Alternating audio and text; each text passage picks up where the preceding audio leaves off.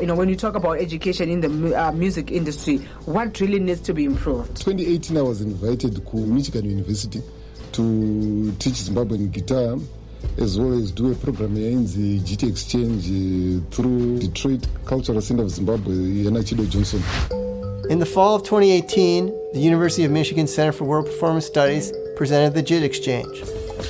Manu Mukundu was also on campus for the residency and is a well-regarded master guitarist from Zimbabwe. Okay. So, pane dera ndakaita guitar masterclass ndichidzidzisa Zimbabwean guitar.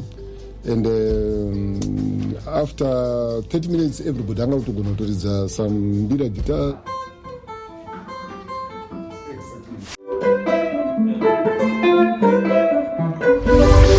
But pakazonisa manje ndakanzi naye tikadauya kuuya kuZimbabwe kunatsodzidza pachikoro tichidzidza Zimbabwean guitar toya pachikoro chipi?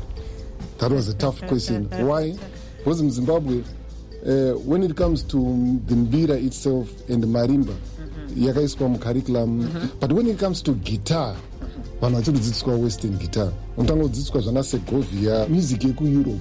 Munhu anofanira kuti akaenda painstitution yemusic yemuzimbabwe anokwanisa kuti apedza ipapo akunojoina band raJapresa, akunojoina band raSolomon Chimbetu. I'm happy kuti the Zimbabwe College of Music vakatoita curriculum review vachibvunza my ideas from different music educators, academics and so forth. So I gave them those tips, so it's my hope that they're going to change that. But my message to my institutions, SA Music in Zimbabwe, we need to teach Zimbabwean guitar pachizimbabwe, so that even yango vekuAmerica vacho vakauya muno muZimbabwe vakasukara kuti vanouya kunoku mosotanga mudzidzisa classical guitar. Unoziva kuti classical guitar ndakaona richiridzwa kuEurope nevaridzi varo panotonga vari kuda 3 magitara.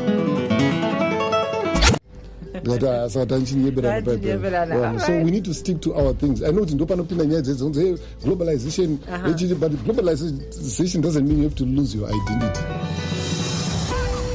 Well, it's monosophical. It is what it is. And we say it like it is.